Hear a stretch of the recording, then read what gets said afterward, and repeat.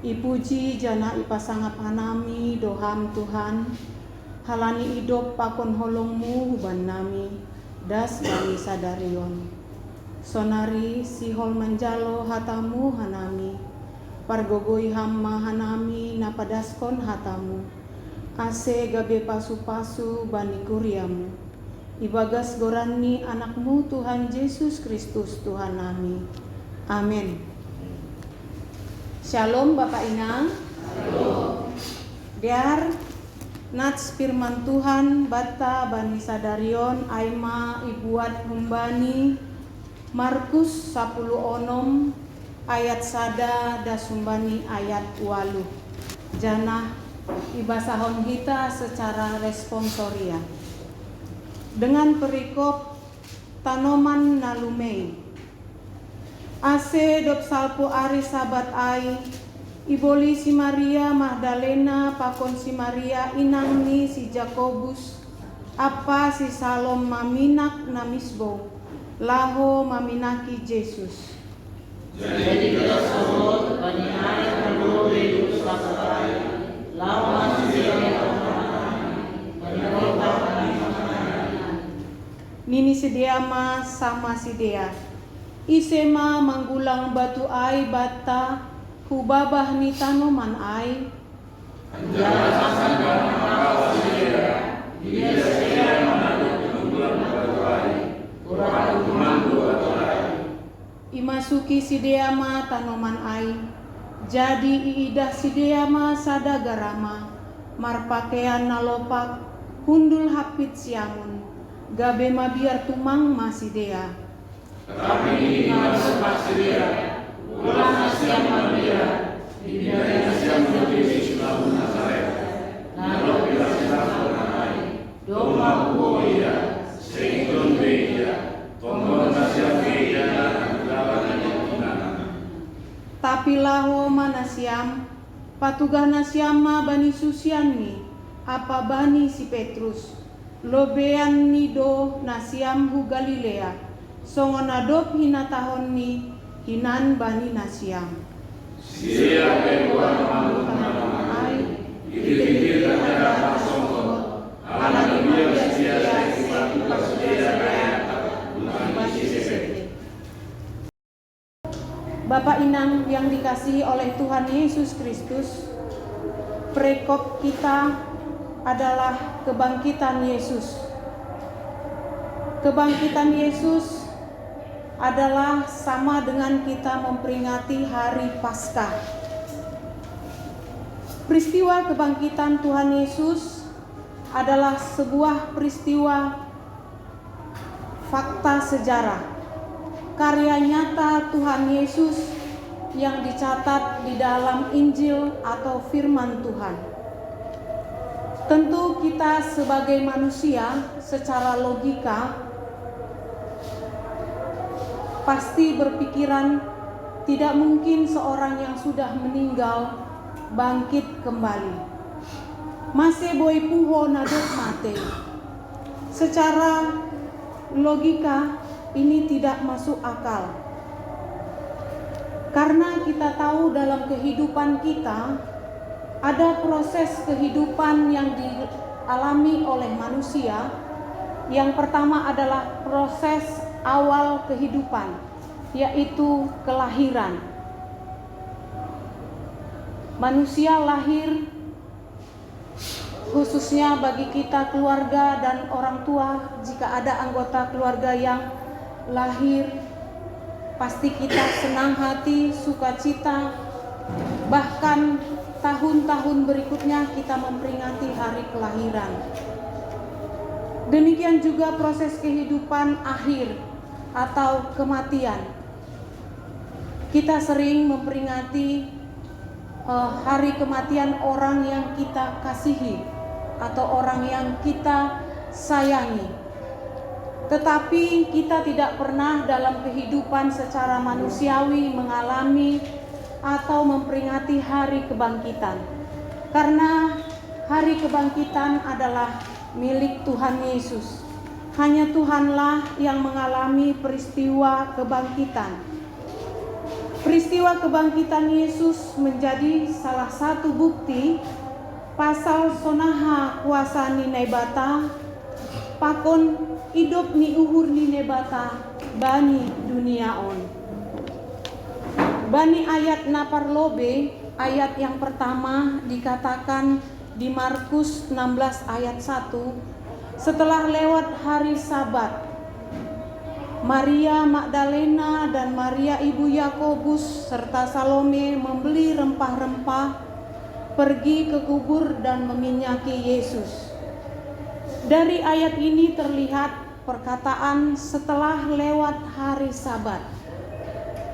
Yesus meninggal di hari Jumat.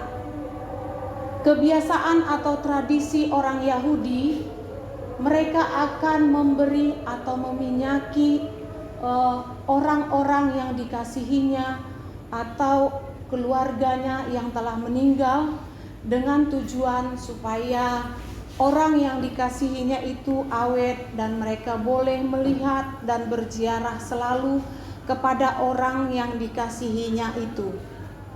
Pada saat itu bangsa Yahudi atau saat itu perempuan yang 3 orang, yaitu Maria Magdalena dan Maria ibu Yakobus, sebagai orang yang mengasihi Yesus, yang mengikuti dan merasa sependeritaan dengan Yesus, dimulai dari sejak Tuhan Yesus mulai disalibkan, dikuburkan sampai bangkit kembali, mengikuti peristiwa atau kejadian yang dialami oleh Tuhan Yesus. Mereka tidak dapat meminyaki, memberikan kemenyan yang harum kepada Tuhan Yesus karena pada saat itu telah dekat dengan hari Sabat, di mana bangsa Yahudi melakukan pengudusan di saat hari Sabat, yaitu hari Sabtu. Sehingga mereka pagi-pagi benar berusaha pergi ke kuburan Yesus di hari Minggu pagi atau hari yang ketiga untuk berusaha dengan niat mula-mula adalah meminyaki Tuhan Yesus, orang yang dikasihinya, seperti tradisi bangsa Yahudi. Bapak Inang yang dikasihi oleh Tuhan Yesus, mereka sebelum berangkat ke kubur Tuhan Yesus, mereka mengalami pergumulan atau perbedaan pendapat. Karena apa? Karena mereka bertanya terhadap yang lain. Katanya, bagaimana kita bisa menggulingkan batu kubur atau pintu kubur itu, sementara batu kubur itu sangat berat, sedangkan kita hanya perempuan-perempuan, atau saat itu ada 3 orang perempuan. Tetapi sesampainya mereka di kubur itu, mereka mengalami atau melihat kubur itu telah terbuka. Pintu batu penutup kubur itu telah terguling. Di situ mereka sadar bahwa ada pekerjaan Tuhan seperti yang telah dikatakan Tuhan dalam firman-Nya, bahwa ada kuasa Tuhan yang luar biasa di dalam kehidupan manusia. Mereka melihat peristiwa yang luar biasa. Bagaimana mungkin batu pintu kubur itu bisa terguling? Batu pintu kubur atau batu kubur itu pada masa sekarang sama dengan simbol pergumulan kita pada saat ini, atau persoalan kita pada saat ini. Bagaimana kita bisa menghadapi batu pergumulan? Bagaimana kita bisa menggulingkan batu pergumulan itu? Seperti kejadian pada saat pintu batu kubur Tuhan Yesus yang terbuka di luar pemikiran secara manusiawi. Demikian jugalah kita dalam kehidupan sehari-hari. Kita pasti mengalami banyak tantangan, persoalan, pergumulan di dalam menjalani kehidupan kita. Tuhan mengizinkan itu semua terjadi dalam kehidupan kita.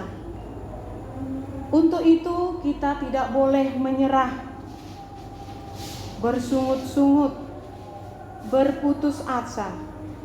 Sebab kita harus percaya dalam setiap problem atau masalah kita itu pasti Tuhan bersama dengan kita.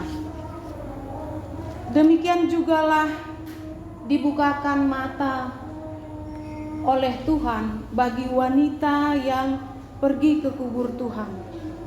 Pintu kubur itu terbuka sehingga Tuhan memperlihatkan ada kuasa Tuhan di dalam segala kehidupan, khususnya yang terjadi pada bangsa Yahudi pada saat itu. Bapak Inang yang dikasihi oleh Tuhan, setelah pintu kubur terbuka, ketiga wanita ini juga masuk dan tidak melihat Yesus di dalam. Tetapi mereka melihat seorang muda atau seorang malaikat. Di sini seorang muda adalah hiasan dari malaikat Tuhan. Lalu mereka masuk ke dalam kubur dan melihat seorang muda yang memakai jubah putih duduk di sebelah kanan. Mereka pun sangat terkejut. Mari kita bayangkan kalau kita pergi ke sebuah kuburan, orang yang kita kasihi, tiba-tiba keadaan kuburan itu tidak seperti biasanya. Lalu kita menemukan ada orang atau di sini dengan perkataannya adalah malaikat. Tentu kita juga merasa terkejut. Karena hal ini menjadi keadaan yang tidak biasa dalam kehidupan atau dalam keadaan yang kita jalani. Malaikat Tuhan itu berkata, "Jangan takut, Ia telah bangkit."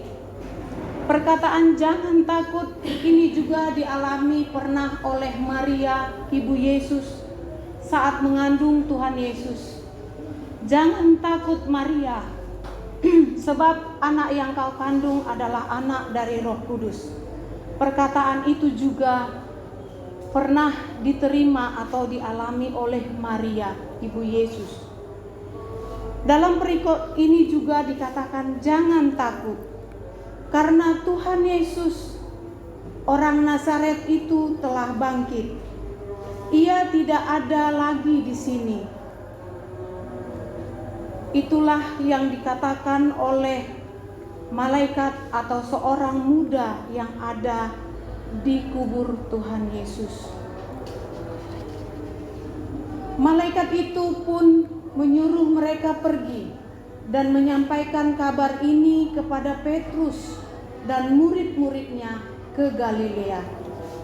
Tentu kita bertanya, kenapa harus pergi ke Galilea? Mengapa ketiga perempuan ini harus disuruh memberitakan kabar kebangkitan Tuhan Yesus ke Galilea?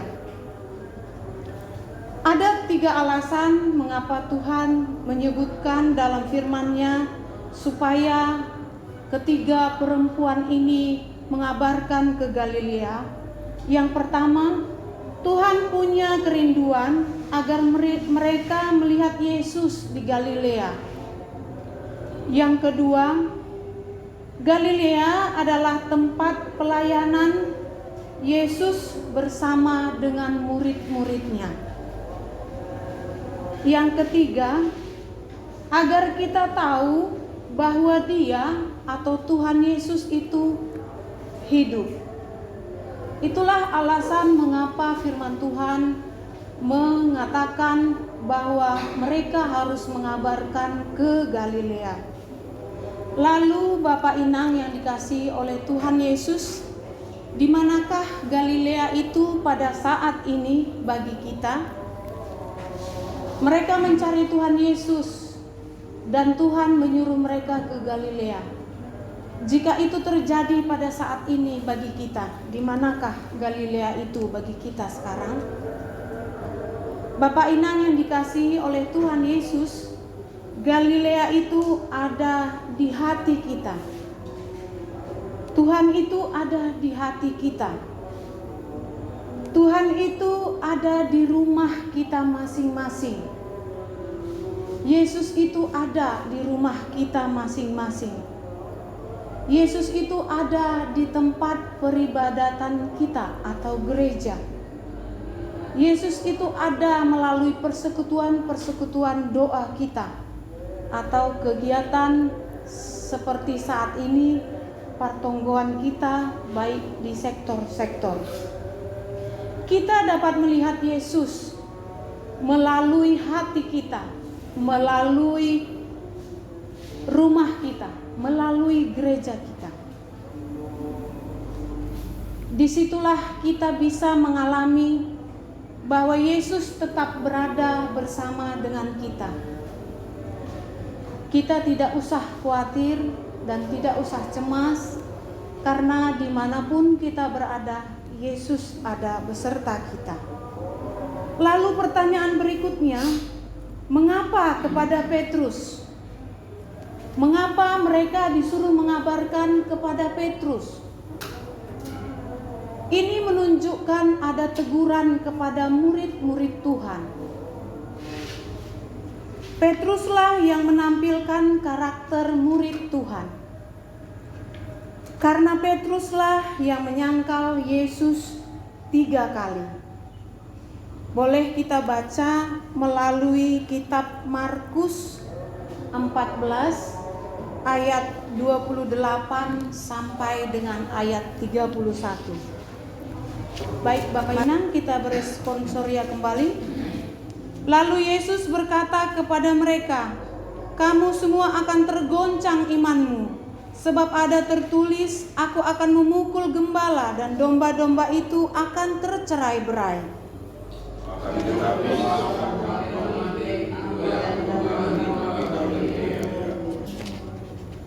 Kata Petrus kepadanya, "Biarpun mereka semua tergoncang imannya, aku tidak."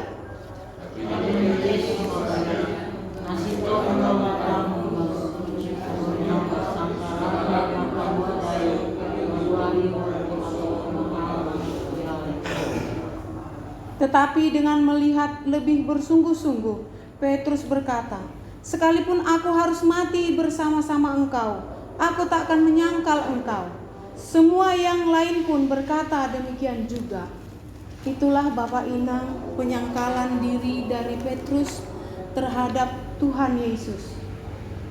Untuk itulah Tuhan Yesus mengutus mereka, ketiga perempuan itu, untuk memberitakan tentang kebangkitan Yesus pertama-tama kepada Petrus, supaya mereka tidak berbuat lagi, supaya murid-murid Tuhan Petrus tidak berbuat lagi dengan kesalahan mereka yang pernah mereka lakukan kepada Tuhan Yesus. Dan mereka juga bisa mengenang bagaimana mereka berbuat jahat kepada Tuhan Yesus. Tetapi Tuhan Yesus tetap mengasihi Petrus.